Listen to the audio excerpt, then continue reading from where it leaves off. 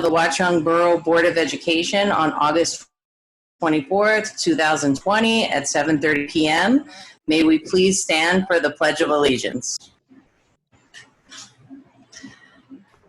I pledge allegiance to the flag of the United States of America and to the republic for which it stands, one nation, under God, indivisible, with liberty and justice for all.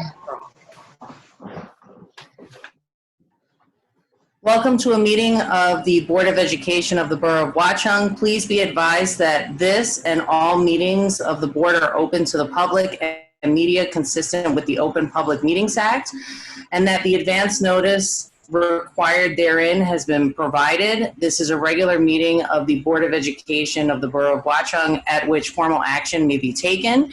This meeting is being conducted remotely using communication technology. Instructions for joining the meeting and participating in public comment have been posted on the district website and sent to the Watchung Borough and the Watchung Public Library, as well as to the school community through an email blast. The public will have an opportunity to be heard as shown on the agenda at points in the meeting provided for the public to address the board. Recording or photographing other than for private personal use requires the consent of parents/guardians whose children may be included in the image. Can we have a roll call, please? Mr. Barbella? Here. Mr. Buccarelli? Here. Mrs. Harvey? Here. Mrs. Ingracia? Here. Mr. Kraft? Here. Mrs. Morales is not here. Mrs. O'Donnell? Here. Mrs. Scharf? Here. Okay, 7 board members present. Can I have a motion to go into executive session? So move, Gail. In a second? Second, Jen. Any discussion? All in favor say aye. Aye. Aye. Any opposed? Mr. Pepe, can you please read what will be discussed in closed session? Whereas the Open Public Meetings Act, NJSA 10:4-11, permits the Board of Education to meet in closed session to discuss certain matters. Now, therefore, be it resolved, the Board of Education adjourns to closed session to discuss pending or anticipated litigation or contract negotiation and/or matters of attorney-client privilege. Be it further resolved, the minutes of this closed session will be made public when the need for confidentiality no longer exists. This closed session may be followed by an open session where action may be taken.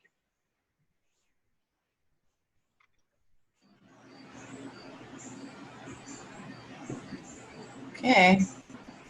So board members can join the executive session invitation.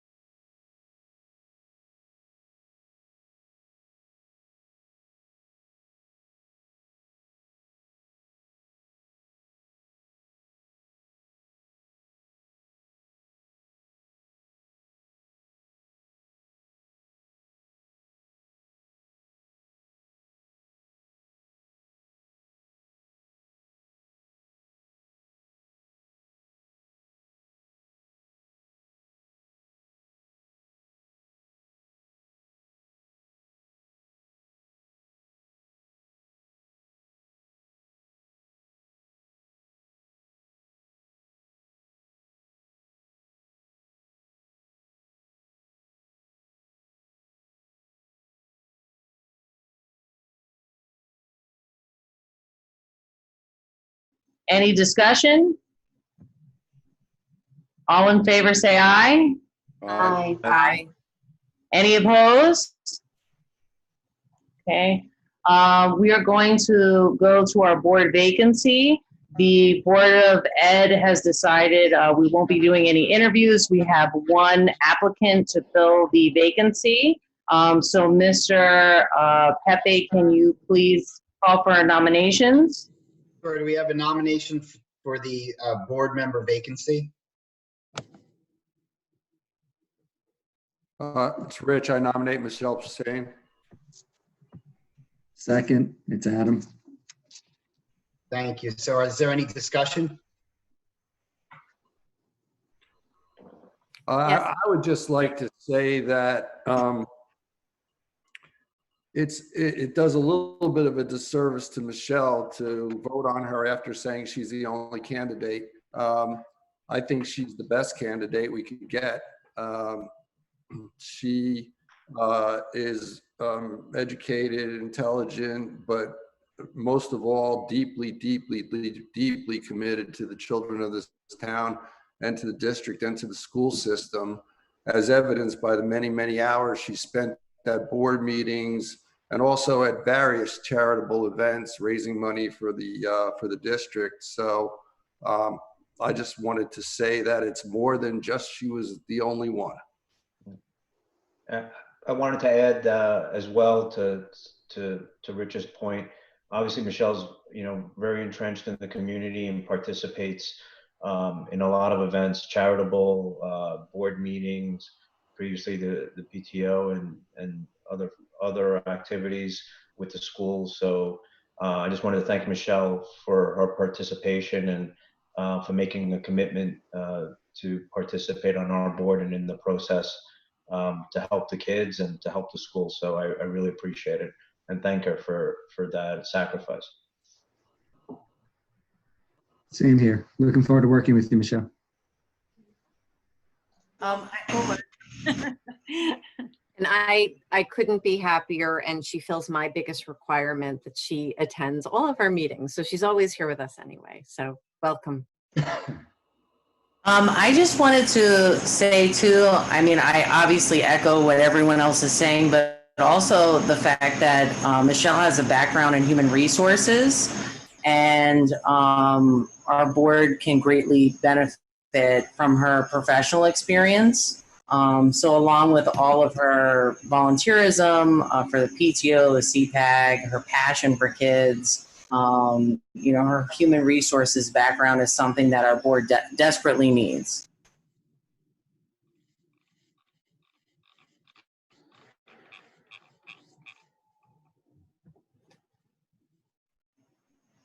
Any other comments? Any other discussion? Okay, hearing none, I'm going to take the vote. So this is to vote for Michelle Hussein to be appointed for the vacant board member position. Mr. Barbella? Yes. Mr. Buccarelli? Yes. Mrs. Ingracia? Yes. Mr. Kraft? Yes. Mrs. O'Donnell? Yes. Mrs. Scharf? Yes. Mrs. Harvey? Yes. Welcome aboard, Michelle.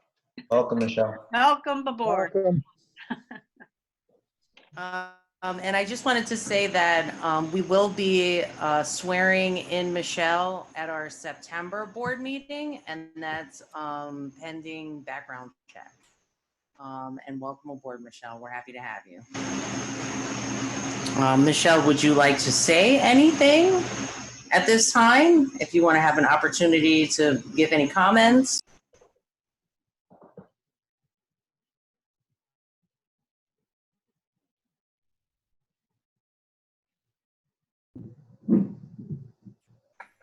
Hi, good evening. Can everybody hear me okay? Yes. Yes. Great. Thank you very much. First, I'd like to say that I'm very much looking forward to working with all of the board members. I'm very excited about what's to come. My husband thought I was a little crazy putting my name in during COVID, But I see this as a great opportunity for us. And I know, looking at the number of people that are on the call this evening, it's great to see so many people invested and involved in tonight's meeting. I hope that continues if we get to a point where we're back in person. And I encourage, I encourage everyone to really listen and hear all the great things that are coming out of the district. I'm looking forward to seeing everybody in person, meeting those that I haven't met yet in person. And again, I'm ready to get to work. So thank you very much. I'm truly honored. Thank you, Michelle. Okay, so we're going to move on to board member comments. Board member comments? I would like to say something. It's Gail. I just want to say congratulations to the Watchung PTO for doing such a marvelous Friday food truck dinners. Many families have enjoyed such delicious food from the food trucks, and it has been a wonderful treat not to have to cook. So thank you.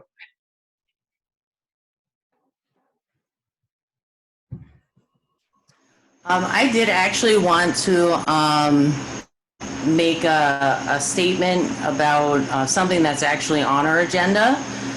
Most school districts don't experience the generosity of a philanthropist family like the Bisignanos. We've been lucky to experience the Bisignanos' kindness with the construction of the Bayberry Playground, the creation of the Valley View STEM Lab, and now for the third time with the donation of 130 iPads, 30 Chromebooks, and over 300 protective cases to the Watchung Public Schools. This generous donation from the Bisignanos wouldn't be possible without the help and hard work from the Watchung Education Foundation and West presidents Gina Focchiata. I also must recognize board member Richard Buccarelli's endless hours and relentless pursuit to acquire the technology before school opens, since we were initially told that the items could be on back order until maybe sometime in late October. So this donation has finally made our district a one-to-one school district, and that will enhance the remote learning for the children in our community. If you know Frank, he often says that children are God's gift to the earth, and he and his wife Tracy recognize the tremendous importance of community, education, and opportunities for their family and for others in future generations. The Bisignanos prefer their generosity, wisdom, and countless hours of volunteerism to our schools and community to be anonymous. They intend to help provide children with as many opportunities as possible, not to use this to have something to boast about, be recognized, or even thanked in any way. And I found that the only thing that really repays their generosity is for them to see the smiles on all of the kids' faces. Now, I understand our need to want to recognize the Bisignanos and find ways to thank them. So since they are wonderful members of our community, I would like each and every one of you to consider this. The next time that you see Frank or Tracy, whether it be at a town event, at baseball, the food store, or just spending time throwing a ball around with their son, I ask you to please continue to take the time to thank them, even though they would never expect you to do that. If you've never done so before, please introduce yourself and thank them. I believe our kindness towards them is the best way to show our appreciation as a community. And I guarantee you that they will be some of the nicest people that you have ever met. So on behalf of the entire Watchung Board of Education, I would like to officially thank the Bisignano family for their continued support of the Watchung's children and for continuing to be fierce supporters of public school education.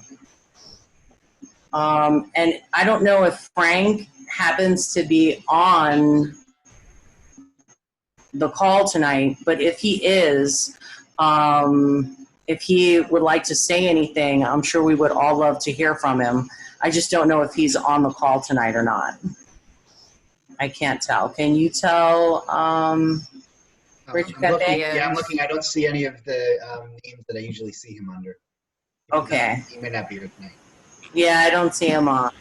Well, I'd like, Dory, if you're finished, even though you really, you said a lot. I don't know what else I have left to say, but I'd like to say, as Vice President and Chair of the Curriculum Committee, I would like to acknowledge the Bisignano family as well on behalf of the administration, the teachers, and most importantly, our students. Their donations will benefit the children of this community for years to come. Most importantly, this year, the delivery of instruction will depend upon technology for at least 3 days of the week, and some students 5 days a week. This year will be like no other. The Bisignano family will always be deeply appreciated for their act of kindness towards this community. Thank you.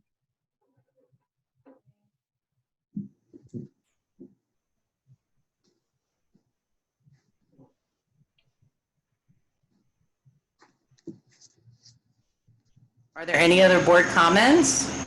I just want to echo the same comments. I'm obviously not going to go into a diatribe, but the Bisignano family has been tremendously generous over the past couple of years. And Jen, I think you make a really good point. In a normal environment with Chromebooks and iPads, it would be, it's tremendously generous and helpful, but especially in the COVID environment where children are going to be dependent upon remote learning in support of their education and for the support of the teachers as well, to have that interaction. It's and at this 11th hour, it's just you can't thank the family enough, and from the bottom of our hearts, we really appreciate it. Thank you.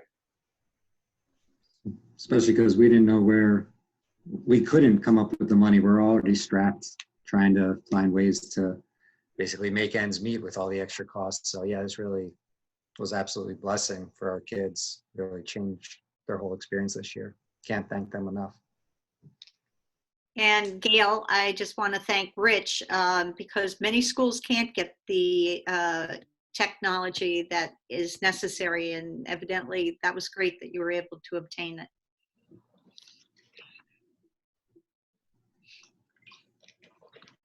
Okay, if there's no other board member comments, we'll move into any announcements from the superintendent. Thank you, Mrs. Hart. Good evening, everyone. First of all, congratulations to Michelle Posehn on her appointment to the board. We look forward to working with you, Michelle. With Mrs. O'Donnell, I also want to thank the PTO for its constant support and creative fundraising efforts. I'm pleased to report that our Restart and Recovery Plan, which is an attachment to the agenda posted on the website, has been reviewed and affirmed for completeness by the Somerset County Education Office. I'll add that it received high marks for the detailed and thoughtful planning. It also has been reviewed by the board attorney, who praised the plan for its comprehensiveness.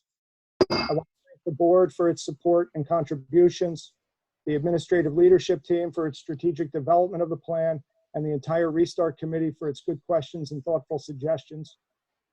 This was a collaborative effort in the true sense of the word. The plan has evolved over the course of the summer based on changing guidance from the state. Since I gave an overview of the plan at the August 3 special meeting, we have updated the 90-page document to ensure compliance and to make modest adjustments to our protocols and schedules. But before I review the updates, I also want to point out that you'll see the 2 Weft grants on the agenda. One is for $2,500 for leveled readers at Bayberry, and the board plans to accept that with gratitude this evening. The other one is for close to $70,000 for technology devices. Specifically, as you already heard, 130 iPad 7s with protective cases for our K-1 students and 30 additional Chromebooks, as well as 350 protective Chromebook cases to support our older students. The monetary value of the donation is amazing, but what is really extraordinary is the remarkable generosity of the Bisignano family who made this possible by providing funding to Weft for the purchase. In addition, while supply chain issues are causing significant delays in the delivery of technology devices to schools across the state, our donors were able to locate these devices along with the support of a great community, order them and schedule an expedited delivery. The whole thing is nothing short of remarkable. And the best part of this is that our students, primarily our youngest learners, and their families are the real beneficiaries. So I cannot say enough about this extraordinary donation that the board is accepting this evening. It shows what an exceptional commitment to teamwork and community support can do for our students and our schools. As for the Restart and Recovery Plan, we made changes to the original language of the plan so it complies with the supplemental guidance of the state regarding mandatory wearing of face coverings. We also added Appendix Q to ensure that we have a full-time remote option available for students. I'll add here that in response to our request for families to select an instructional model, 30% of students selected this approach. Other minor changes were added based on suggestions from the County Education Office, but they were simply attempts to clarify the language of the health and safety protocols and explicitly align them with the language of the state guidance. For example, providing a statement that accommodations will be made for older adults, younger students, and students with disabilities in a couple of places. Similarly, providing clear language requiring hand washing for anyone handling grab-and-go lunches was added. Also added is a statement that the district has approved a calendar and schedule for 180 days of school, which includes in-person instruction in some capacity pursuant to Executive Order 175. We also made some adjustments to the schedules at Bayberry and Valley View in terms of the length of each period. You'll see those in the plan. On the other hand, what hasn't changed is our commitment to the health and safety of our students and staff. Our health and safety protocols are outlined in detail in the plan and remain consistent with federal, state, and county guidance. We will be maximizing the intake of fresh air by opening windows and adjusting the intake of fresh air through our HVAC system. We also will be making sure our HVAC units are operating according to the manufacturer's specifications. We will adhere to the strict cleaning and disinfecting procedures outlined in the plan. But I can't emphasize enough that this is a team effort, and we are urging everyone to take the protocol seriously and requesting a commitment from everyone to follow the self-screening process. As you know, everyone will be required to complete a daily screening form through Genesis. The most important thing parents can do to contribute to the safety of our community is to keep their children home if they're sick. In school, the three most important things we can do, as recommended by the CDC, are to watch our distance, wash our hands, and wear a face covering. Our local health official, Mr. Sumner, and our school physician, Dr. Frank, have been great resources for us in developing the plan, and we will continue to work closely with them as we implement it. What also has not changed is our commitment to the education of our students. As you know, during phase one, no more than 50% of the student population will attend school in person to accommodate the AB schedule of grades K-8. Cohort A, with last names A through K, will attend on Mondays and Tuesdays and learn remotely on Thursdays and Fridays. Cohort B, with last names L through Z, will attend on Thursdays and Fridays and learn remotely on Mondays and Tuesdays. Wednesdays are reserved for full-time remote learning on a half-day schedule with professional learning and collaboration in the afternoon. The one caveat that I want to make clear is that during a short week, like the first week of school, September 8th, the day after Labor Day, and the week of October 12th, when we have Monday off for professional development, we will not have a remote Wednesday so that both cohorts have 2 days of in-person instruction that week. And as you also know, our enhanced instructional plan includes in-person instruction and an increased amount of synchronous learning according to a daily schedule for those students who are learning remotely. The enhanced learning platform, which I described on August 3rd, is based on research and best practices and calls for a blended model of synchronous and asynchronous instruction. It's designed to create consistency across grade levels and subject areas, as well as between schools. Important elements include the following. Google Classroom will be used to communicate all learning assignments. Whether in person or remote, students will follow the same schedule of class periods with synchronous instruction available through Google Classroom, GoGuardian, Zoom, and/or Google Meet. New content will be presented through the recorded sessions of live instruction, pre-recorded teacher presentations, or high-quality commercially produced resources. Synchronous in-person or virtual time is leveraged to support students' deeper understanding of the content and to personalize instruction based on learning needs. Lessons will follow a consistent three-part approach across the district: mini lesson / direct instruction, period of guided independent practice or group work, and then synthesis and assessment. And again, a portion of every lesson is designed to be synchronous. Following phase one's in-person 4-hour instructional day, students will continue independent learning in which they will complete learning activities assigned by their teacher or spend time on adaptive learning platforms. Our social emotional learning program will be implemented intentionally and organically in a variety of ways throughout the day. We've refined this instructional model over the course of the summer, and we're confident it provides the best approach under these circumstances. But given the state of things, there is a chance that additional adjustments may have to be made in the coming weeks and even after it is implemented. We do ask for your patience as we finalize the classes, schedules, and cohorts. We hope to have the welcome back letters going out by the end of the week.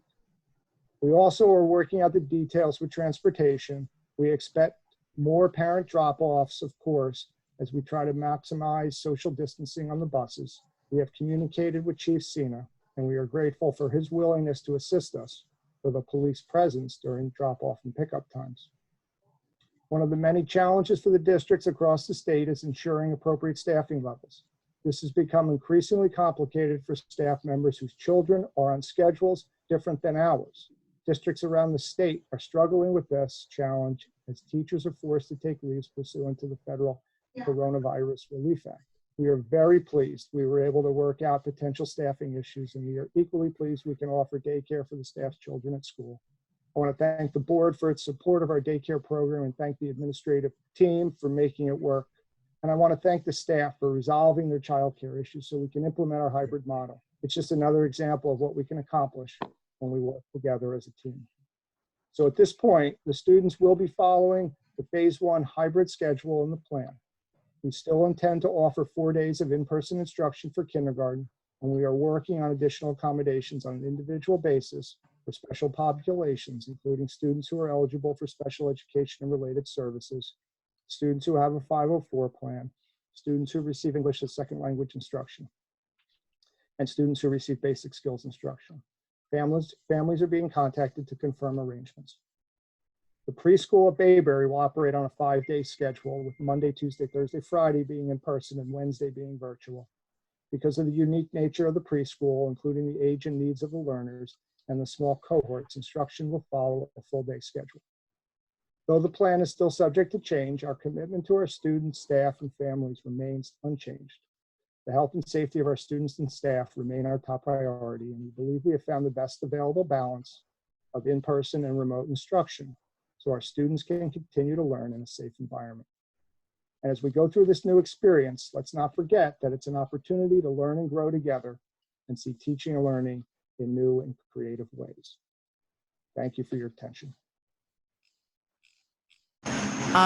George, I just have one question right now. It seems like we've reached 100 participants. Oh wait, we might have just gone down to 99. And some people are saying that we've reached the maximum and they can't get into the meeting. Is there anything that you or Rich Pepe can do to? Very while George was giving his speech, I was sending him a text because I noticed the same thing. I just didn't hit send until he finished so that it wouldn't interrupt. I'm recommending that we send the link out as we send out the same method we use to send out notice of the meetings, that tomorrow when the video is live is available on our website, we'll send a link out. Apologizing for that and letting people know that they can see the video of the meeting. What if I people think want to? that's a great idea. Go ahead, Rich. I think you were going to say what I was going to say, but go ahead. What if people want to participate tonight?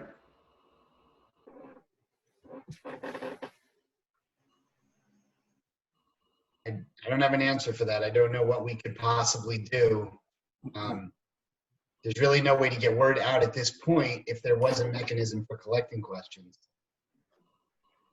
Well, maybe if somebody has something and they haven't been able to speak or they have a comment, maybe, and don't shoot me for this story, but maybe they can email the board president at her board email and ask her to make the comment for them.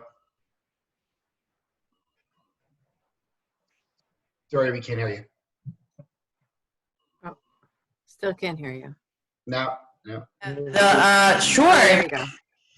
That's fine if, I don't know how we can get the word out about it, but sure, if people want to email me, I don't have a problem reading their question. For Dory too, what about people who, since everyone's texting everyone anyway, if people want to put it in the chat, if people text them questions, kind of how we do with the meetings? Oh, we could do that, or even if they text each other, like if people are in here right now and they text each other and they read on behalf of somebody else. Right, exactly. Yeah, they would have to do it during public comment. We don't have the chat live for the board meetings, but when it's public comment, they could raise their hand and say, this is for so-and-so. And I'll keep my my email open just in case I get anything. And I guess if any of us as board members get anything that anybody wants to ask, is that, I mean, it's okay for us to, read their comment or question during the public comment as well? Is there anything against that? I don't see why. Okay. Okay. So is there any board discussion?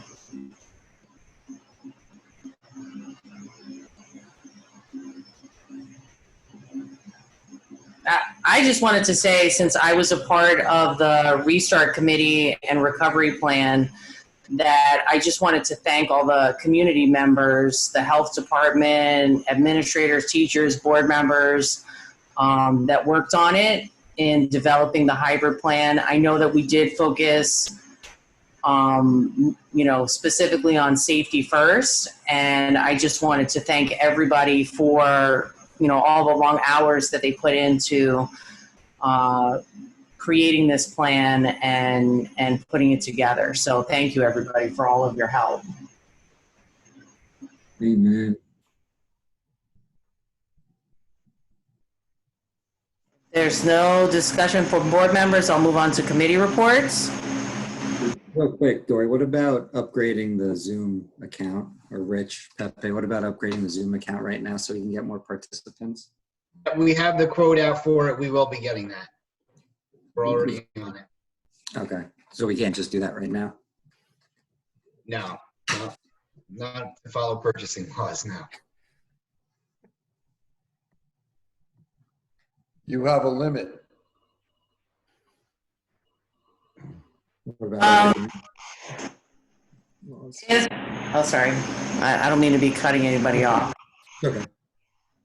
Yeah, actually, since we're on the topic of the hybrid plan, and I apologize if I missed this anywhere, but I know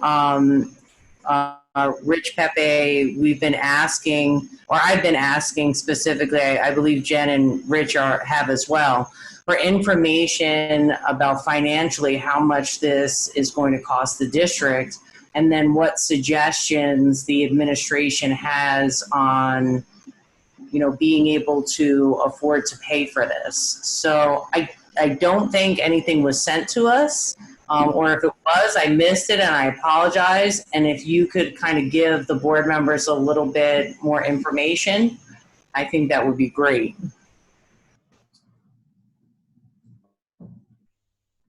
All right, I have a document I've been working on. The last piece of it is we're just actually finalizing today, which is the online subscriptions, in order to make sure that the virtual learning, the remote learning, is as robust as we'd like it to be. There's going to be additional purchases there, so I need to include that. That's not in my analysis yet.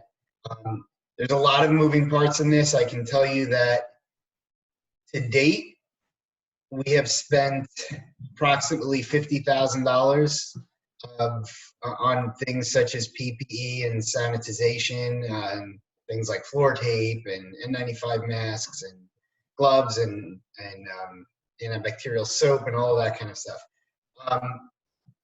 That was money that was not necessarily budgeted for. However, that's not all lost because we've also had some savings. For example, I've mentioned that last spring, when we went to remote instruction, we kept our custodians in, and Dave Walker did a great job of working with them to accomplish the tasks that normally get accomplished over the summer. So the money we had budgeted for summer custodian work, we did not have to spend, so some of that got reallocated to cover some of these costs. There are other examples like that, but I don't have all of that right now. I can tell you that to date, we're looking at, as I said, about 50,000. If I extrapolate that out, worst case scenario, based on about how long we expected those items to last and how many times we'd have to replenish them, we're looking at about $115,000 projected costs for all of those things. Some of that includes things that are being funded through grants, things that are being funded through PTO grants, through the CARES Act, and some of it we will be getting hopefully a reimbursement from FEMA. I have to submit an application at the end of September for that. In addition to that is the technology, which we just found out the great news tonight, that that's not going to cost the district anything, thanks to the generosity of the Visconanos and their work with Weft. That's one thing off of there.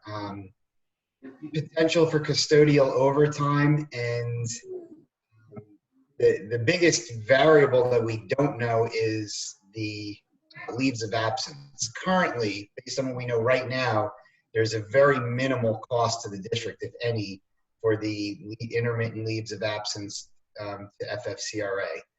The potential, if every teacher in the district took a leave of absence for 12 weeks at some point, could have gotten as expensive as about $72,000. But that would, obviously that could never happen. You would never have every teacher taking a leave. So somewhere between 0 and 70,000 is where we'll land with FFCRA. Right now, it looks pretty good, like it's much, much closer to the 0. So with all of that said, worst case scenario, if we are open all year and we do use the supplies that we've purchased and have to replenish them, we're looking at, and the custodial overtime, we're looking at maybe about $150,000 in additional costs above what we had budgeted. And out of that, probably about 75% of it, it will get recouped through grants and FEMA reimbursements. So that's what I have now. It's preliminary. Like I said, I'm still putting in, I have to put in the last piece, which is the online subscriptions.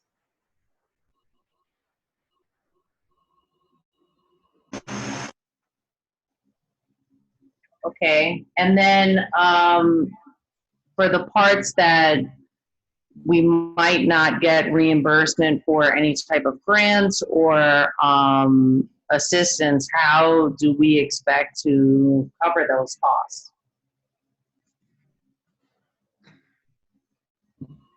This is an ongoing task of a business office. Throughout the year, we're looking at costs. So there are things already that we have held back on purchasing. There are things that we are, which we do anyway, looking for prices that are better than we estimated when we budgeted and perhaps saving money. Looking for areas where we budgeted money that we didn't know if we would or would not need. Sometimes there's savings in things like salaries and benefits when people leave the district. There's lots of different areas. So when I finish this analysis and I have real numbers, we can take a look. If we think that we're going to fall short, then we can start looking at, what we might have to do to generate some revenues for that. So, I mean, I understand that, we obviously need to have a reopening plan for schools. And I guess my concern is obviously more financial, because I know we can't end up in the red at the end of the school year. And I just would hope that you can get this to us sooner than later, so that if there's any issues, we can address them right away. And I guess my other concern is, and I know that we've all kind of spoken about this, if it comes to the point where, we just can't financially afford to have this continue to go in a hybrid situation, that there is the option for us to, go fully remote. And if we go fully remote, because I understand as of right now, we're fine financially. But if we go fully remote, well, then that would save us in the cost to a lot of the things that you're discussing. Is that correct? If we went fully remote, there would be savings, yes. Would definitely make it so that we could get through the year no problem. Right now, based on the numbers that I have and just adding in a little bit more for those online subscriptions, we're looking at a worst case scenario right now of maybe about $40,000 that we have to find. And again, actually, I've already found some of it, like I said, with the custodial overtime that didn't happen in the summer. There's other things during the year that will happen. Every year you have things that you spend that you didn't expect, and you have things that you don't spend. And typically in a school district, you find a way to make it work. There's a lot of different things, but it's too early in the year to know what will and won't happen and what will and won't be available for savings. So I'm not concerned right now, but I'm watching it. Obviously, it is a concern. And yes, the answer to your question, going fully remote would save. There are areas where that would save us money. The one thing I would say, I'm not sure that we actually have that as an option, because not for financial reasons. The state was pretty clear about that if you're going to go full virtual, that it had to be because of health and safety. So, that's a discussion we can have, but it can't be solely financial, is my understanding. Is there any other discussion from board members? Okay, we'll move on to committee reports then. Can I just pop in there? I'm sorry, Dory, I was just thinking still. I would like to see, just everything that you said, which I think it would be helpful to all of us if we could really just see it, in a document sent to us, instead of just kind of hearing it, so we can kind of like see the numbers and see what you're talking about. Yeah, you will. I plan on having this finalized for the next operations committee, and then that'll get shared out with the full board prior to the next board meeting. Okay, committee reports. Gail, can you please give the HR committee report? Yeah, there's three things that are really standing out that I'd like to make a mention. First of all, our obligation in Watchung as a school system, it's our obligation to be a teaching institution, and that means we're student teachers coming from colleges. I am very excited to say that we have one student teacher coming in during this period of COVID to be a student teacher and to learn, and what a great opportunity for her. And George, remind me what university she's coming from? The College of New Jersey. College of New Jersey. And we put it out to Kane and Montclair, and there's all our schools in the state that can provide student teachers. It would be a great opportunity for them and for us also. The other thing is we have in-house substitutes. We are so excited to have in-house substitutes, and we've been wanting to have that, and we have a little bit of a list now, which is good. George, thank you to the staff for providing childcare so that we could keep our schools open to help the faculty with their children. With that, thank you. And thank you, Gail. Rich, can you please give the operations committee report? Yeah, the operations committee met Wednesday, August 19th. We had, prior to that, or I guess post that actually, we had a discussion with representatives of the town council about the Phillips Field lease. We agreed that we would have the term to the end of this year. We would discuss shared services between the town and the district, and we would also discuss the future relationship between the town and the district regarding Phillips Field and the uses thereof. We signed or approved a transportation contract, which the high school had negotiated, and the high school negotiated a reduced cost if full-time remote program goes into effect and transportation is not used, which is important. We discussed the Weft Grant on Bayberry leveled readers and recommend accepting it with gratitude. There's a special education settlement that costs $58,000, which we think is able to be beneficial to both the individual involved, and we think it's a fair cost to the district. Child care before and after care programs were discussed, as was the daycare program for our reopening plan. We discussed the financial impact of the district professional development plan. We got an Alyssa's Law update that we are in compliance. We've applied and waiting for a reply from the state. We also are waiting for the state to open the grant application process because some of these expenses are reimbursable. I think George gave an excellent update on the restart that included HVAC. So we are taking steps to maximize fresh air in classrooms and increasing the amount of fresh air flow and make sure people open windows, etc., as well as increasing the amount through the HVAC system. Tree removal has been done, and something that maybe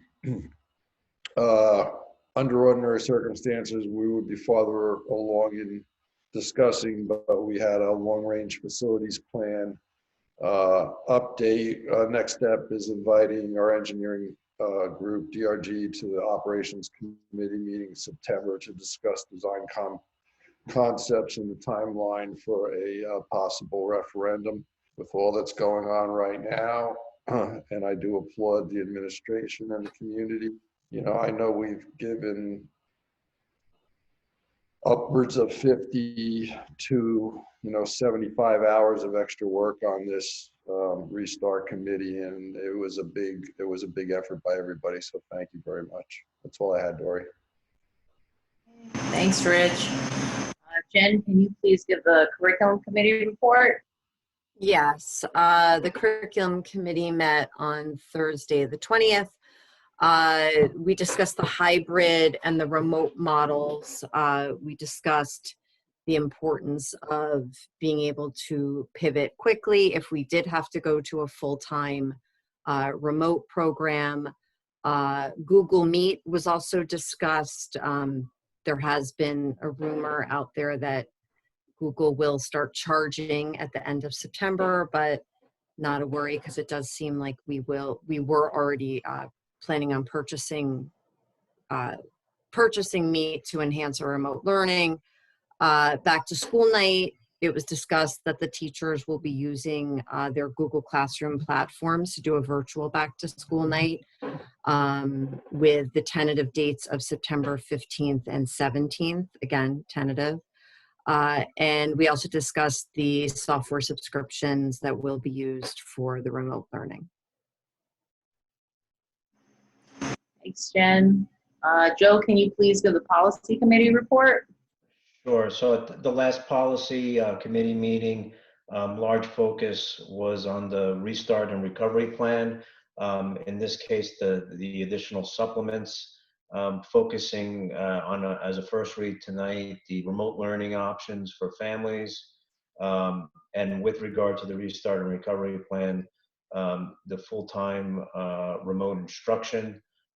So this is effectively supplements of the restart and recovery plan, which we discussed during the last board meeting, which is on for a second read. And I wanted to thank the restart committee as well for all their efforts. The policies and procedures, are a corollary to that, but a lot of heavy lifting was done with the committee and with you, George, and the administrative team to put it all together and get it in front of the state. So I'm appreciative of that, and just thank everyone for their efforts.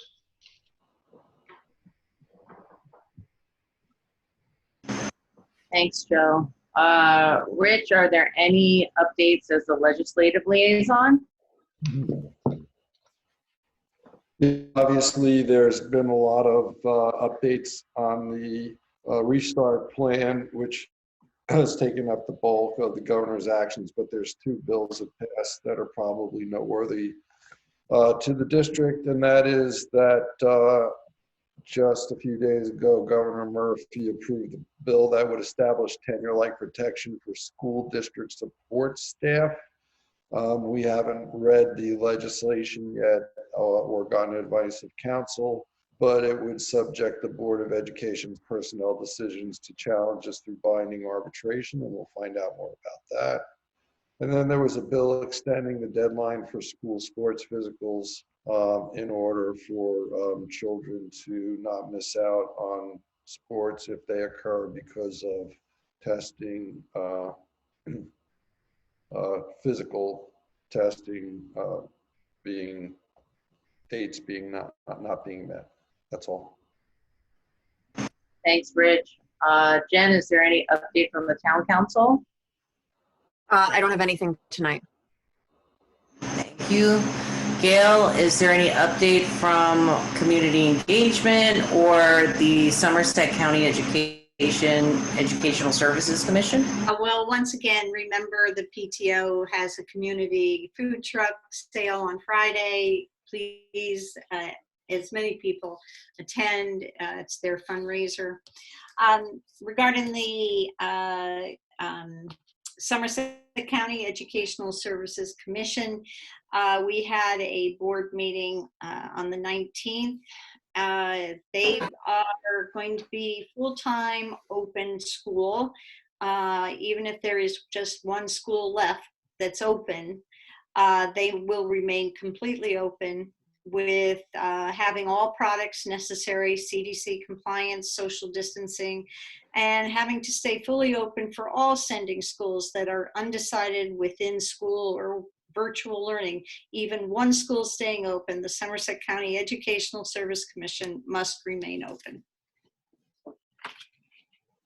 Okay, thank you, Gail. Jessica, is there any report from the Somerset County School Boards Association? Yes, so the meeting for this quarter was held August 3rd, which was simultaneous with our own district board meeting. So I did not attend synchronous, but I went back and watched it to make sure, we didn't miss anything big. And since it is somewhat in the past now, a lot of the information probably isn't that relevant. There was a lot of discussion on pending legislative possibilities and people's plans and where they are in their plans, issues that they're having with staffing that didn't allow them to return, which made me feel much even better than I would have normally about how well our district has been able to sort that out. The only thing really relevant still now, I think 2 quick things, is that school boards and JSBA stressed that they have a purchasing consortium if we do need, as Rich indicated, to replenish. They have everything from UVC lights for HVAC systems to your standard PPE and cleaning supplies.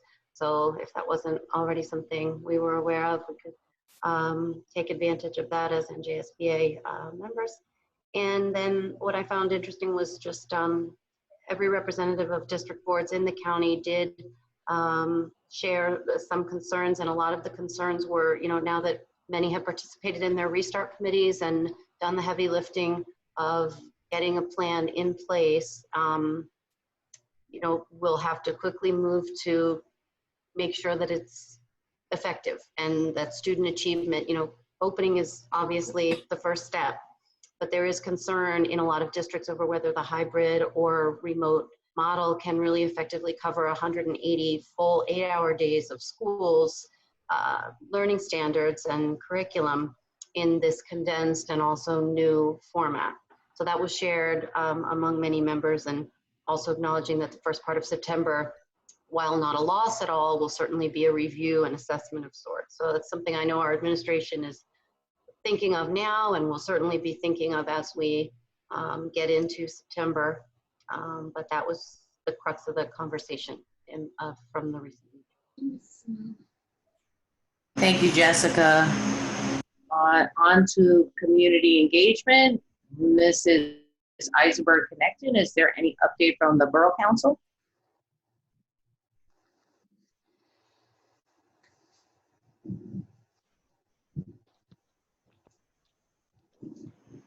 I don't know if she's on. She is, Manny. If you can just unmute Eisenberg be casting. There you go. Hi there. Sorry, I can't change my name on Zoom. We had a meeting this past Thursday. The only notable news is that we've extended our outdoor dining resolution to continue the outdoor dining at least through the end of September, but that will be readdressed as needed. And our next council meeting will be on Thursday, September 3rd at 7:30. Thank you. Thank you.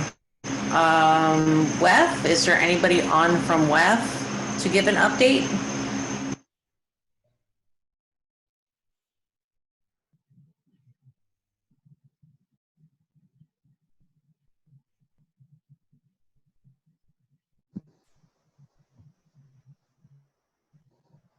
I don't see Gina there, and I don't see anyone raising their hand. We'll move on to CPAG. Is there anyone from CPAG, Ms. Newsome, or anyone to give an update on CPAG? Looks like Michelle would like to speak. Manny, please unmute Michelle. Hi, good evening. Michelle Posehn, Vice President of CPAG. We just like to thank everyone who participated in our face mask fundraiser. It's really our first major fundraising effort for this year, so we were very excited, and I'd like to thank the community for participating.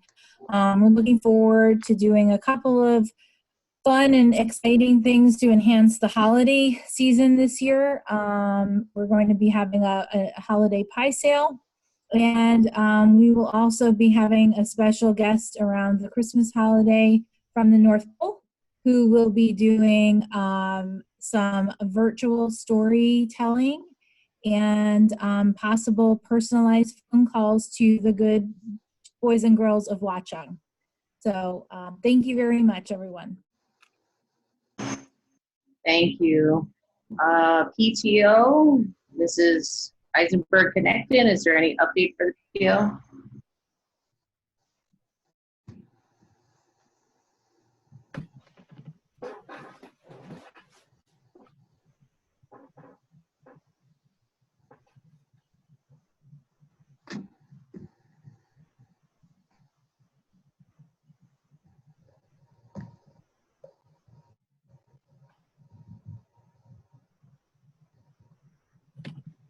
She's not raising her hand. There we go. Oh, there it is. Okay. Manny, please unmute. There we go. Actually, our treasurer, Karen Locke, has the report for today. She's just trying to raise her hand. I didn't want you guys to skip over while she's clicking through participants and clicking on raise hand in the bottom right corner.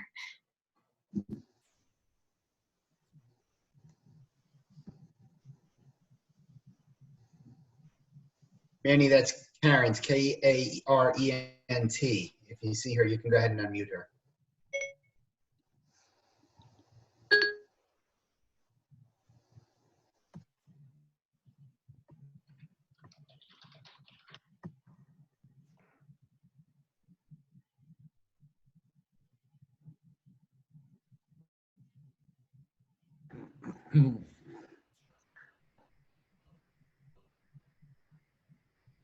Karen, if you can hear us, when Manny hits the unmute, it's going to ask you to unmute yourself. You just have to accept it.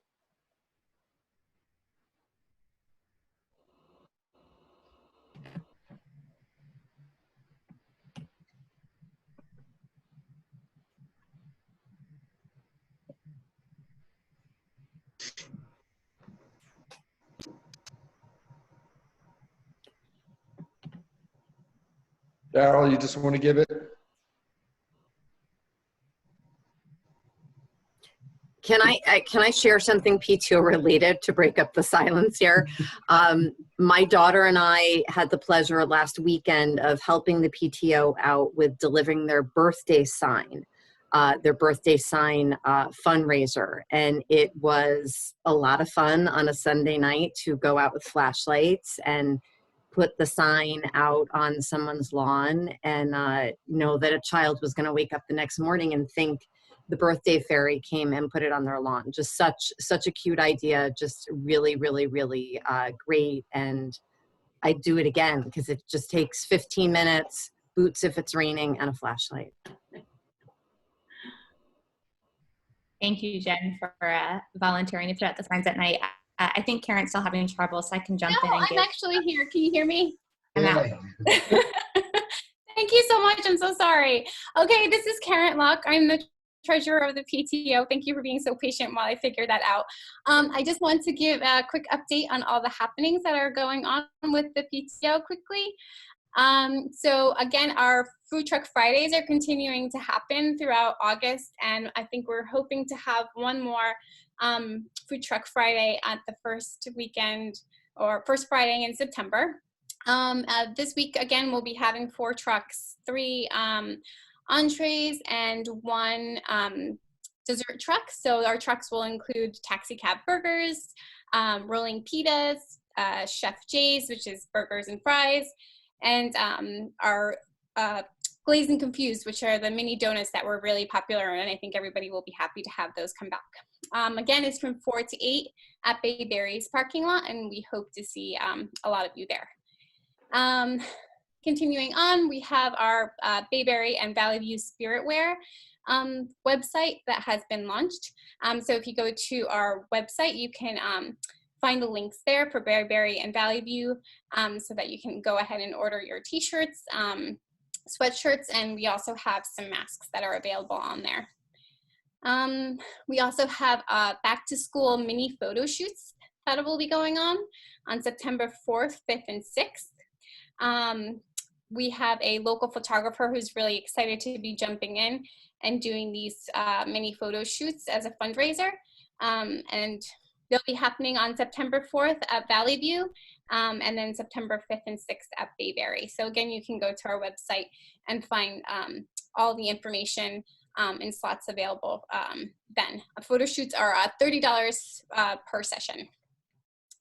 Let me see. We also have our birthday sign and as a fundraiser. So again, you can go to either our Facebook page or you can go to our website to see how to sign up for our birthday signs that we'll be renting out. And it's first come, first serve, $20 for us to go ahead and set up your sign, and you have the rental for 24 hours and we'll take it out. Just if anybody signs up for it, don't be alarmed if you find somebody on your lawn the night before you're reserved at setting up a birthday sign.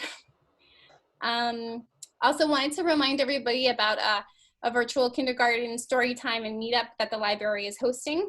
It'll be happening on Thursday, August 27th this week from 4 to 5 p.m.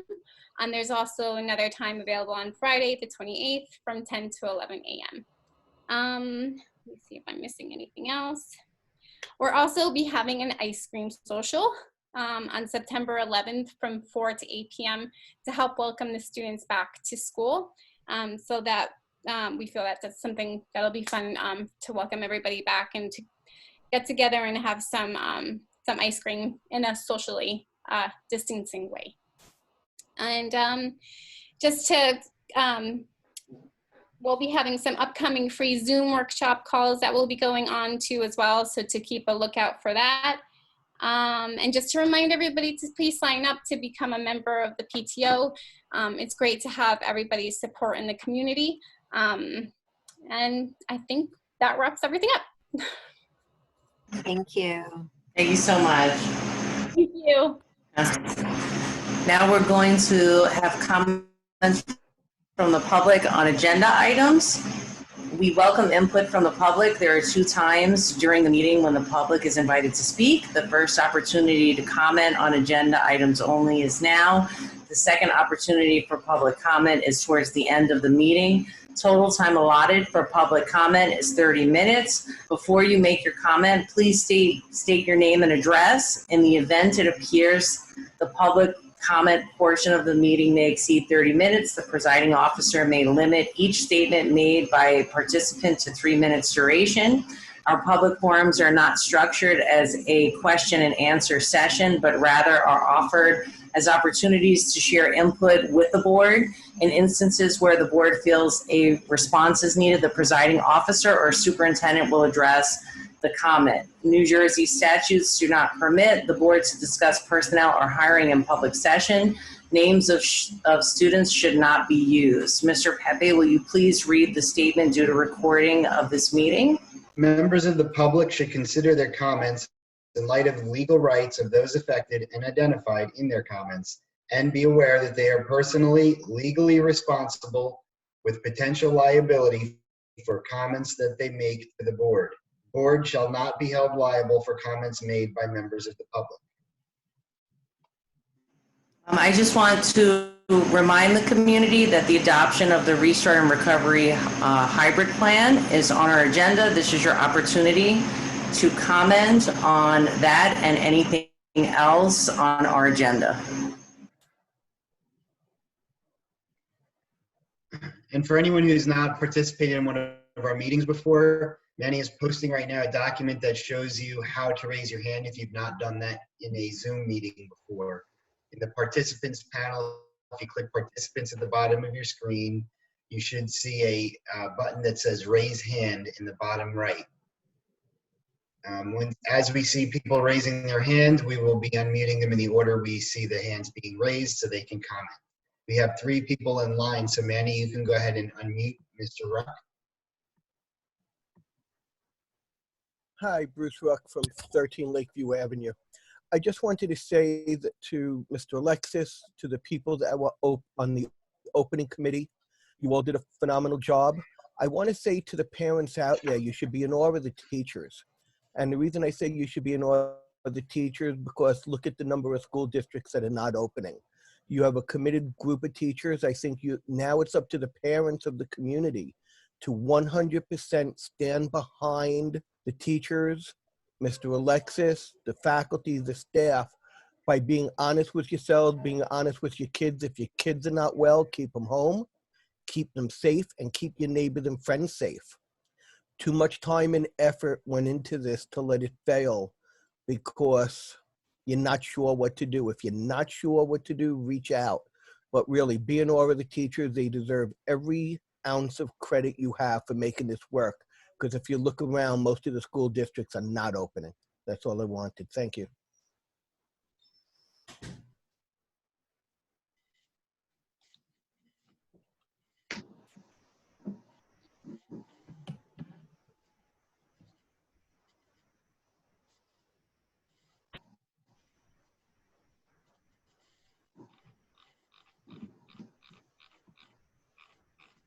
I think Manny is going to meet Michelle. Michelle Postain is next.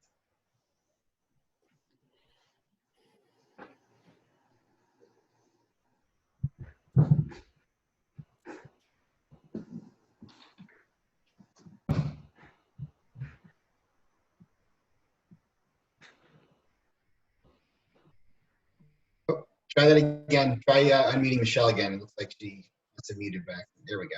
There we go. Great. Thank you, Michelle Poseen, 151 Johnston Drive Extension. I have a comment on B13. I just like to say that Mrs. Walsh was my daughter's teacher this past year, and I'm truly disappointed to see that we're losing her. You know, even though school has been out of session this summer, I received an email from her reminding me about the SpaceX program this summer and encouraging me and my children to watch that as part of, you know, the history of our space program. So I just wanted to say that, you know, we really had a great experience with Mrs. Walsh, and I hope that if the opportunity lends itself, that we can find a place for her somewhere within the district. And I know this is not a question and answer session, but I would be curious as to what the plan is to fill that vacancy in science, as she did teach 7th grade science. Thank you.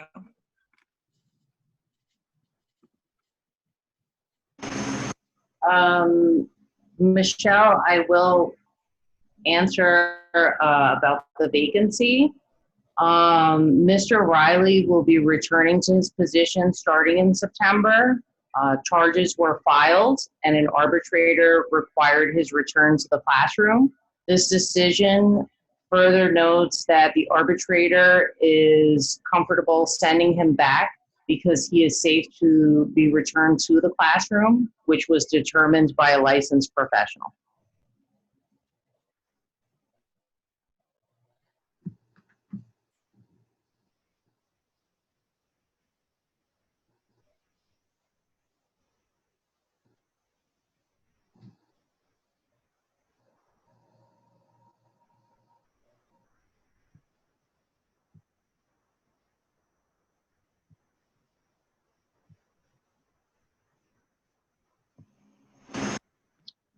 Are there any other comments? I think Rhea Williams was looking to speak. Manny, were you able to unmute Rhea? Hi, can you hear me? Yes. Hi. Hi, Rhea Williams, 11 Kappelman Drive.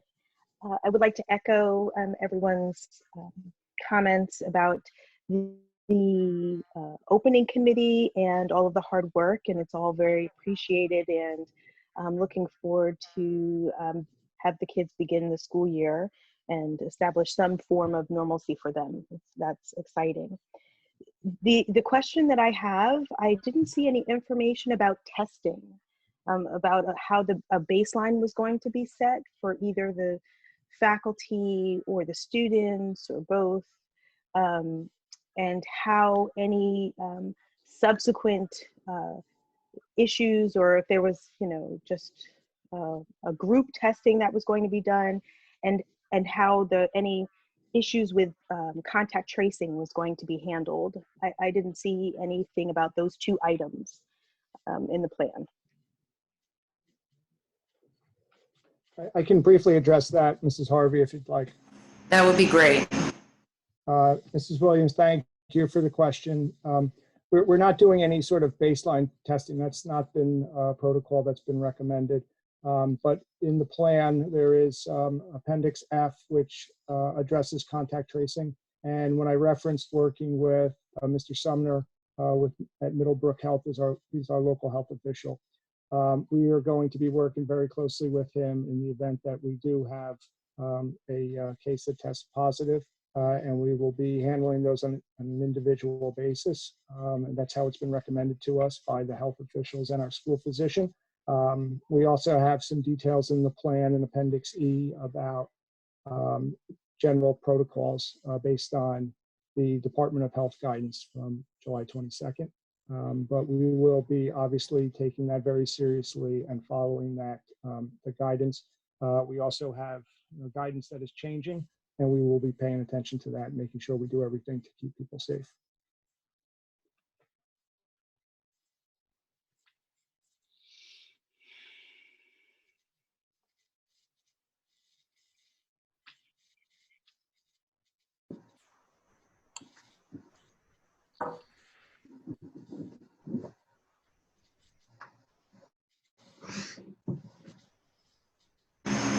Rich, I think there's more hands raised. Yeah, Manny just tried to unmute Pereira. I don't know. There we go. Yep. I see Rhea Williams wanted to respond again. Pereira, whoever that is, you can speak. Yep, thanks so much. Name is Tony Pereira, 160 Washington Drive. Appreciate Mr. Alexis providing a very high-level overview of what the school will look like from the two cohorts, Cohort A and Cohort B. And I understand it's not a question and answer session, but I'd like to know if any more detail is available as far as what the virtual will look like on those days in which students are at home, what a typical day would look like. Maybe the individuals on this meeting would also like to hear what a typical day may look like, at least in the board's eyes. Yes, Mr. Pereira, if you look at Appendix N on the restart plan, that will give you a very good idea of how, whether the program is virtual, whether a student is participating remotely on a particular day, or whether the student is in person. Everyone's following the same schedule. There will be platforms, Google Classroom, GoGuardian, Google Meet, so that students can follow along. But the premise is that everyone will be working at the same time and following along the same schedule and getting the same guidance from their teachers.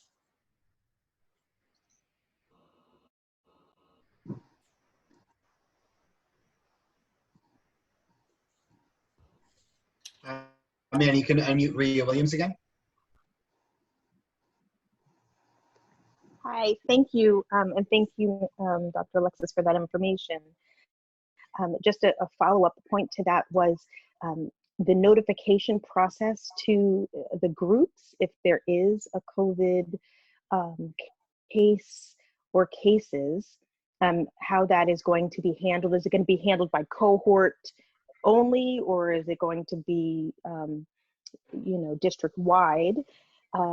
And then the second question with regards to that is there a certain percentage that is a threshold by which, if there is like maybe 3% of the student population that it has a positive test, that we would then go virtual? I didn't know if there was a threshold that has been established. There is not, but the most recent guidance has indicated that if you do have multiple cases in multiple cohorts, it likely, based on the guidance from the local health official, that the school would be closed for remote learning. It's going to depend if they're able to trace a couple of cases to the same cohort. Perhaps only that cohort will stay home. But again, it really is an individualized decision. But again, we're not going to take any risks. We're going to err on the side of caution. And there'll be different levels of notification. But if we do have a positive case, we will be letting everyone know.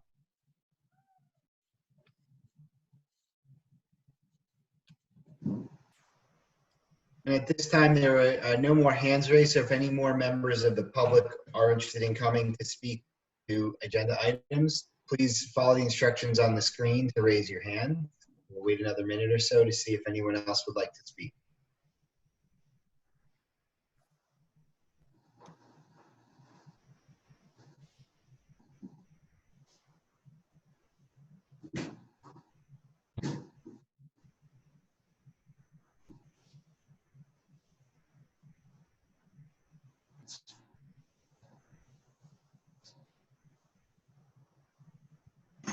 Okay, I'm gonna move on.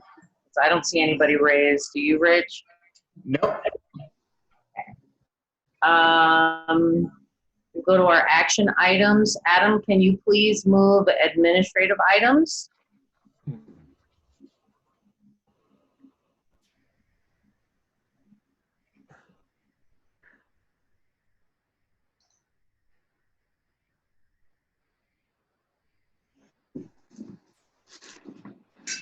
Or if anybody wants to jump in. Dory, I'll do it. Thank you. I move A1, approval of minutes of previous meeting. A2, adoption of the restart and recovery plan. A3, acceptance of the action plans for the district goals. A4, appointment of 504 officer. A5, approval of contract with the NJ Commission for the Blind and Visually Impaired. A6, settlement agreement.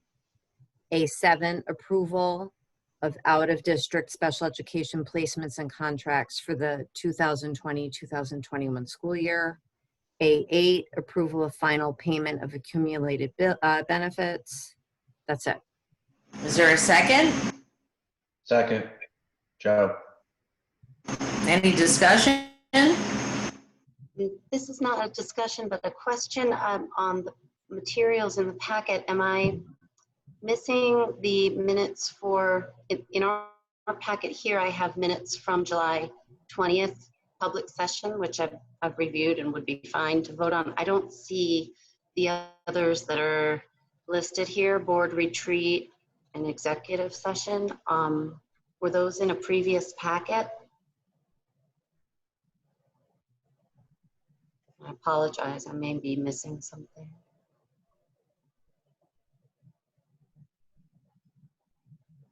No, I don't think they were. I'll have to look into that. Mrs. Ingracia, thank you for bringing that up. I was just going to abstain because I didn't review them, but should we amend and Mr. vote Alexis, on what's I attached? think that might be a typo because the board retreat was not on July 20th. Yeah, but it's only the July 20th minutes. Right. But the exec session minutes, I don't think we would be. And I think you're right. I think that the board retreat minutes were already, they were approved. They were, right? Okay. I apologize. Yeah. Good catch.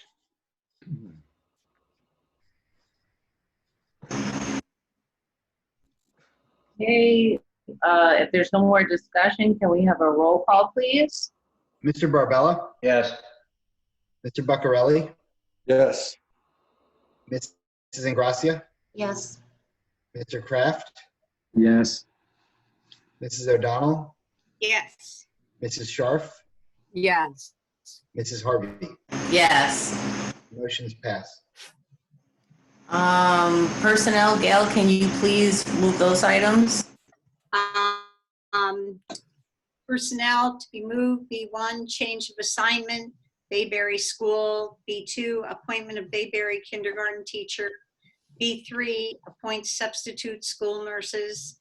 B4, appointment of Valley View special education teacher. B5, appointment of Bayberry special education teacher. B6, approval of district substitute teachers. B7, appointment of Valley View extracurricular personnel. B8, approval of staff daycare providers. B9, approval of before and after care providers. B10, retroactive appointment of school information system liaison. And B11, approval of leave of absence. B12, approval of student teacher in Bayberry. B13, rescind appointment of Valley View science lead replacement teacher. B14, with regret, acceptance of resignation. And that's it. Is there a second? Second. Second, Jen. Any discussion? I'd just like to reiterate what's been said a few times before, that I think it's really commendable for all the work that was put in on the restart to get the ability to open. The staffing solutions, including the daycare, is very impressive, and I really thank everyone that put the time and effort into bringing that to fruition. It's great to see a student teacher, and it's great to have in-house substitutes, a list of them to be approving tonight to help our district through this. I know a lot of effort went into all of this from many angles, so thank you very much. George, can you discuss a little bit about the staff daycare? Is this going to cost the district any money? And then how have you guys arranged it with the number of additional students entering the school building?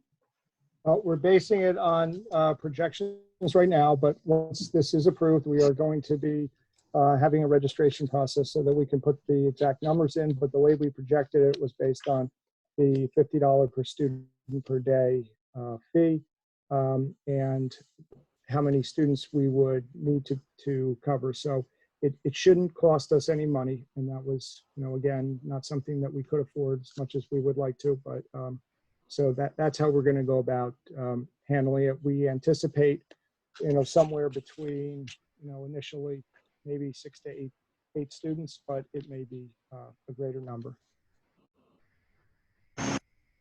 And for the before and after care, can you just give a little bit more information about that? Yes. Mr. Toto will be coordinating that at Bayberry. And we're very pleased that Mrs. Janicki, who has previously worked in this role with the third-party contractor, will be providing the services before and after school. And we were looking to hire someone else as soon as we can. But yes, it's going to be similar to what families are used to. But we just need to have it approved first before we can go forward with that registration process also. And I just wanted to thank Rich Pepe for how you laid out the leave time for Mrs. Jackson. And I also wanted to congratulate her as well. And I think how you have it set up for us is very clear in us understanding all the different types of leave and whatnot. So thank you for that. And I look forward to seeing that in the future as well. So it's a lot more specific for us to understand. And I also wanted to echo something that Gail said earlier when she did her report, that it's great to see that we do have a student teacher on here as well to approve. Is there any other discussion? Okay, can we have a roll call, please? Mr. Barbella? Yes. Mr. Buccarelli? Yes. Mrs. Ingracia? Yes. Mr. Kraft? Yeah. Mrs. O'Donnell? Yes. Mrs. Scharf? Yes. Mrs. Harvey? Yes. Motion's passed. Rich, can you please move operations items? Yes, operations finance, item 1, approval of payment of bills.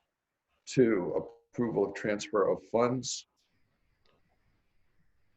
3, acceptance of financial reports. 4, acceptance of Watchung Educational Foundation grant with gratitude to Weft. 5, acceptance of Watchung Educational Foundation donation with gratitude to Weft and the Bisignano family. C6, approval of coordinated transportation agreement with Somerset County Educational Services Commission. C7, approval of coordinated transportation agreement with Morris Union Jointure Commission. C8, transportation jointure with Watchung Hills Regional High School. C9, approval of Phillips Field lease, and C10, approval of preschool tuition. Can we get a second? Second. Joe. Any discussion? This is Gail. I'd like to just ask Rich, with this lease for Phillips Field, it's just till December. Is there a problem of making it a full year or into the following year, or what is there any issue about that property up there for them?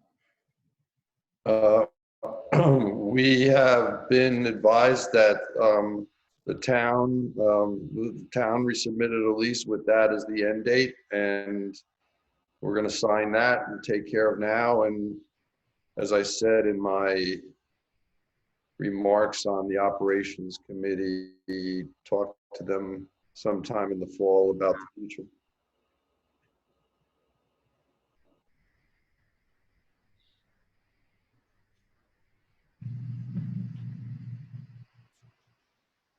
Any other discussion?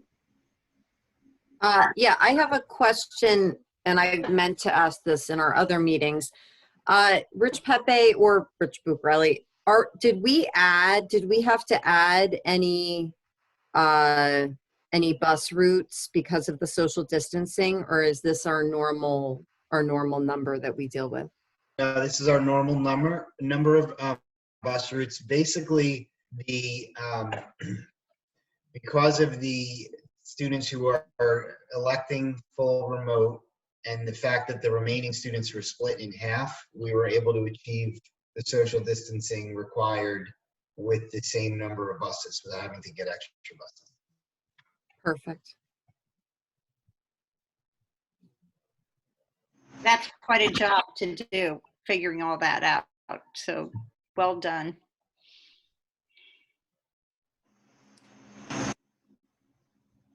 Are there any other discussions? Okay, can we have a roll call, please? Mr. Barbella? Yes. Mr. Buccarelli, Yes. Mrs. Ingracia, Yes, with gratitude for the grants. Mr. Kraft, Yes. Mrs. O'Donnell, Yes. Mrs. Scharf, Yes. Mrs. Harvey. Yes. Motion's passed. Joe, can you please move policy items? Sure. E policy, E1, approved policies for first reading. Remote learning options for families and the Restart Recovery Plan. And then E2, approved policies for second reading and adoption issue. Can we have a second? Second. Any discussion?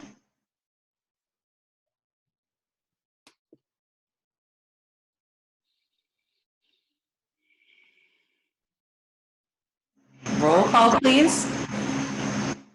Mr. Barbella, Yes. Mr. Buccarelli, Yes. Mrs. Ingracia, Yes. Mr. Kraft, Yes. Mrs. O'Donnell, Yes. Mrs. Scharf, Yes. Mrs. Harvey. Yes. Motion's passed. Okay, board business. Does anyone have any other business to discuss? I'd like to bring up something if I could, Dave. People remember the first meeting I was at, we discussed the schedule for the meetings for the year. And I mentioned I had a conflict on Mondays and Tuesdays, and I still do.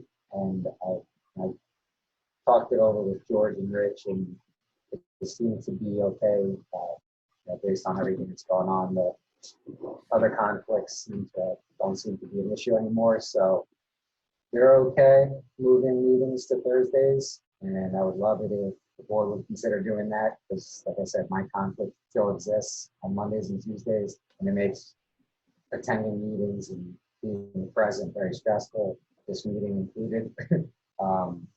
So I'd just like to bring that up.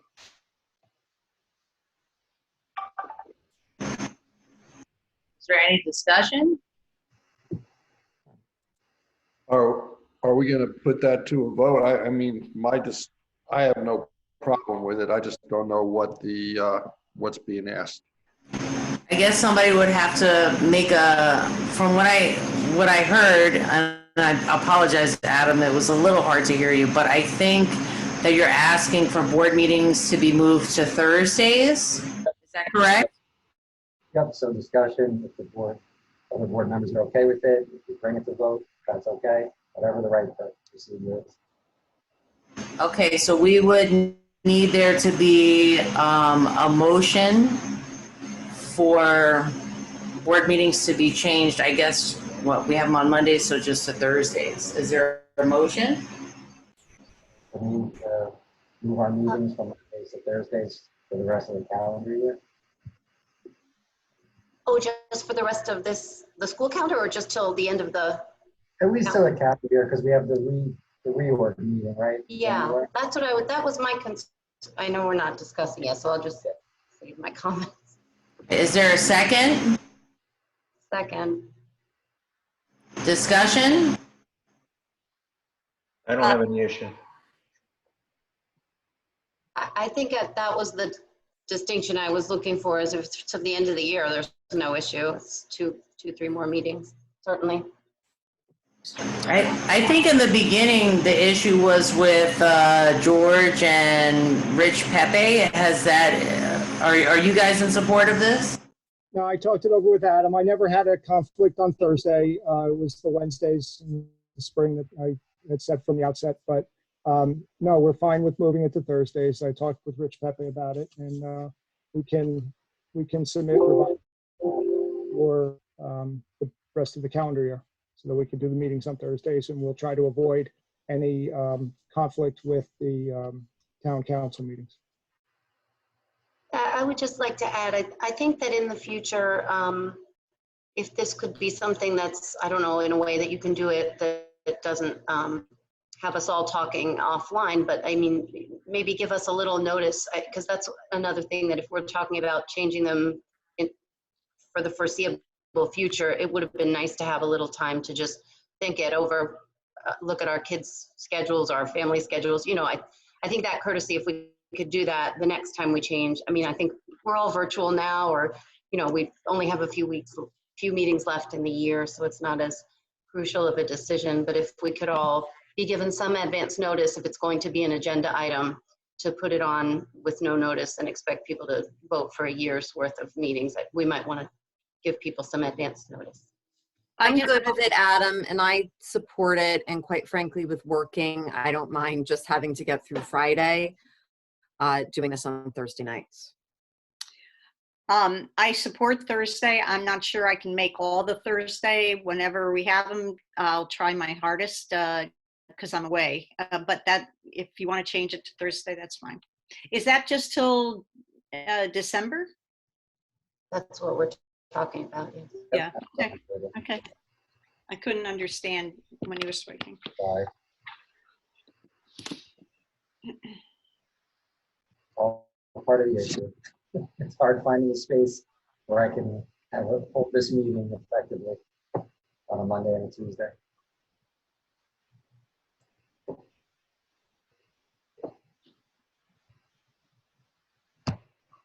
Dory, we can't hear you. Can you hear me now? Yes. Okay, can we have a roll call, please? Mr. Barbella? Yes. Mr. Buccarelli? Yes. Mrs. Ingracia? Yes. Mr. Kraft? Yes, and thank you, everyone. Mrs. O'Donnell? Yes. Mrs. Scharf? Yes. Mrs. Harvey? Yes.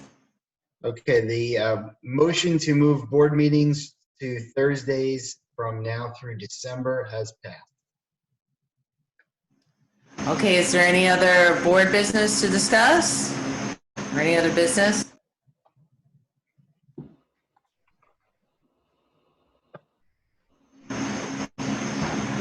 Okay, we're gonna, sorry, that wasn't me. We're gonna move into comments from the public on any item.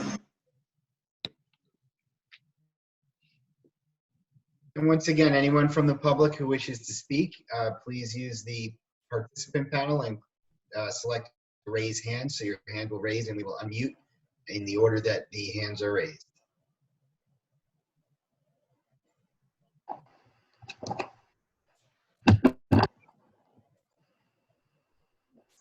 Okay, looks like we have our first hand raised, Francesca Escalera.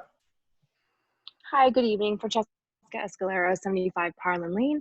I was just wondering if there's a copy of the restart plan available. I've seen the presentation and I've checked the website, but is the restart plan with all the appendices available for us to review? Yes, it's in the attachments with the board agenda. And tomorrow, now that it's adopted, we'll place it on the district webpage. It's separate. Okay, great. Yes. Thank you.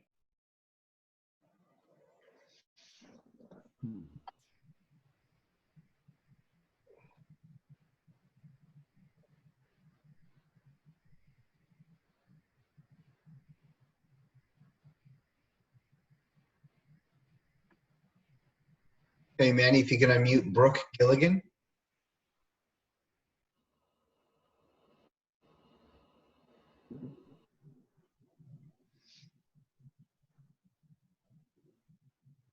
Hello.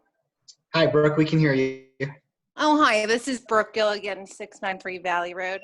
I just had a question and clarification about the before and after care that's being provided. Is this being outsourced now, or is this still being done by Best Times? No, the idea is to actually not outsource it. It's actually to bring it within the district. So that's what we're moving towards with tonight's meeting. So it's not going to be operated by Barbara Andreessen anymore? No.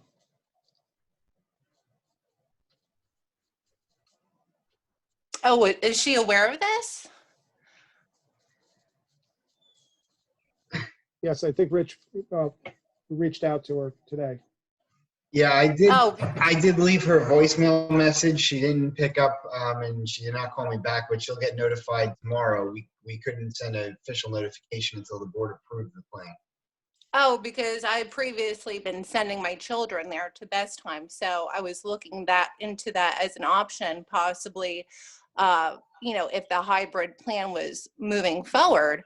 So last time I communicated with her, it was my knowledge that that was going to be, operating for the upcoming school year. So, it's just kind of surprising to see this on the agenda with, no notice given to the parents. But is this information about the before and after care program going to be posted on your website? Yes, we'll be putting it together for a process starting tomorrow so that we can get a count of how many students will be needing the service. Okay, thank you.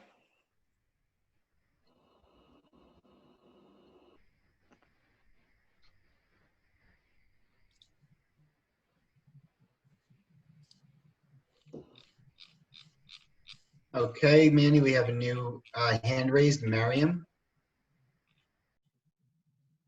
Yes, hello, Miriam McDarry at 306 Ridge Road. I had a quick question clarification for the virtual. My understanding was that the children who are doing all virtual will be following along with the children that are doing hybrid in classroom. Is that going to be, are there going to be cameras in the classroom where they're going to be able to observe the teacher giving the lesson?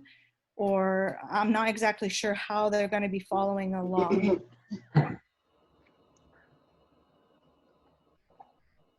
If there could be any clarification given about that, I'd really appreciate it. Yeah, no, and I know it's hard to envision, but that's what I was explaining before when I was talking about the plan, how whether you're remote or in person, you're following the same schedule and you're using the same platforms.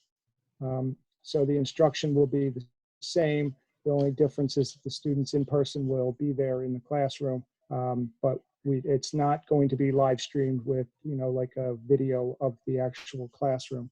It's going to be that 3-part lesson plan for each class where we have some direct instruction and then some guided practice and then the synthesis and assessment. So everyone will be working together.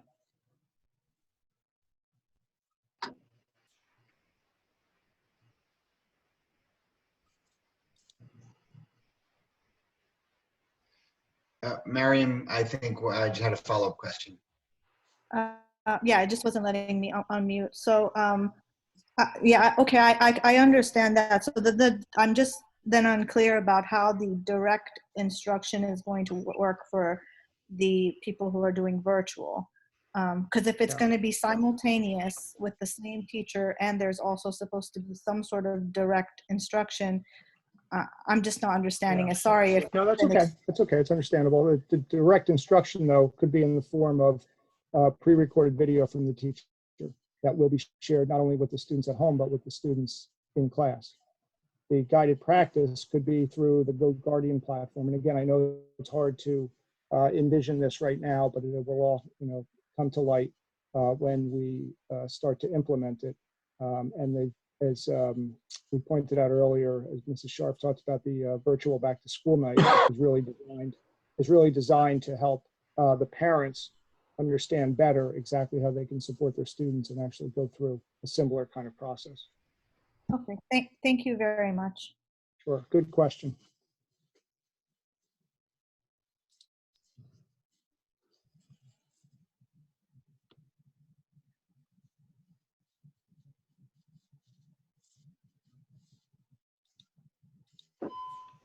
Hey, Brooke Gilligan has her hand raised again. Oh, hi. Just another question about regarding instruction. How many minutes, like a minimum number of minutes, will the students be receiving the synchronous teaching? So live actual instruction. Not pre-recorded videos, but No, the it's actual— hard. Yeah, no, I understand. It's hard to play. There's no minimum number of minutes, but what we do have outlined in detail in Appendix N on the restart plan are the schedules for both Valley View and— Right, but would teachers be starting off each like block period with like a live instruction piece? Well, it depends. It might be a live instruction piece. It might be a pre-recorded video. It might be a commercially produced video. And then if that's the case, then the more direct live instruction or synchronous instruction might be in the form of a Google Meet at the end when the synthesis or assessment is being done, or it might be during the guided practice portion. But that's going to be up to the teacher based on the individual lesson design and plan. Okay, thank you. Sure.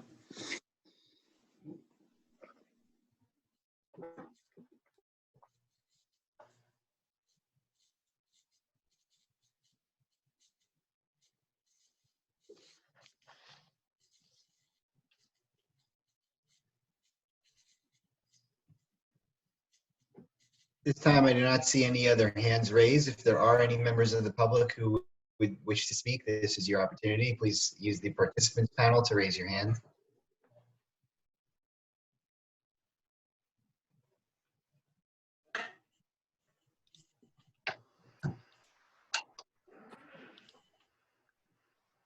We have a new hand raised, Celeste Zlansky.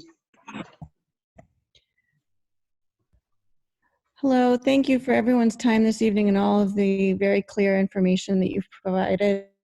I was wondering if there's a push to get the kids an instruction time for those that are in the classroom outside of the classroom, since open air environments do tend to be the healthiest. Thank you. Yes, whenever we can, we're going to try to provide opportunities to go outside, particularly for phys ed. But we're also going to try to maximize, as I discussed earlier, the amount of fresh air intake into the buildings.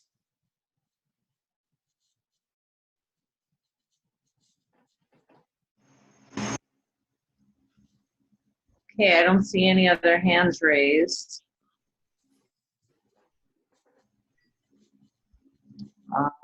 So at this point, can I have a motion to go into executive session? Motion, Joe. Can we get a second? Second, Jen. Is there any discussion? All in favor say aye. Aye. Any opposed? Mr. Pepe, will you please read what will be discussed in closed session? Whereas the Open Public Meetings Act, NJSA 10:4-11, permits the Board of Education to meet in closed session to discuss certain matters, now therefore be it resolved, the Board of Education adjourns to closed session to discuss specific prospective or current employees, unless all who have been adversely affected request an open session.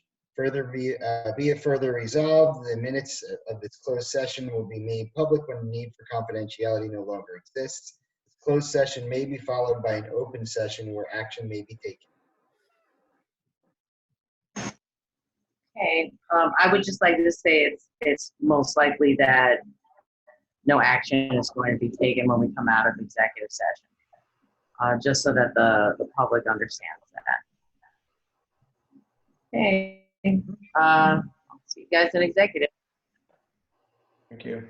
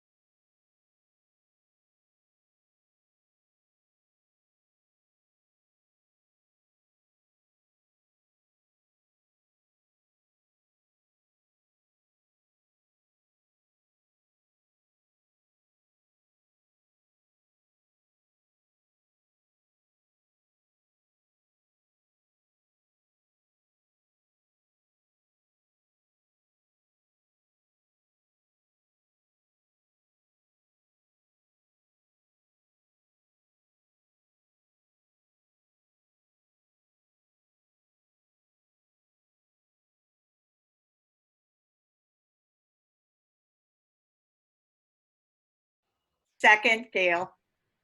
Any discussion? All in favor, say aye. Aye.